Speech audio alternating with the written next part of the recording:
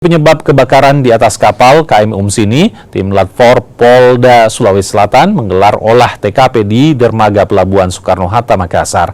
Selain olah TKP, polisi juga akan memeriksa sejumlah saksi diantaranya kapten kapal dan petugas yang bertanggung jawab di titik api.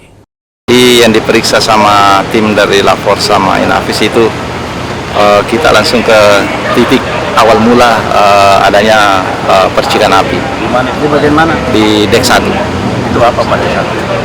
Itu di ruang mesin kapal. Kalau kondisinya seperti apa di sana pas setelah kan Bapak juga langsung di dalam?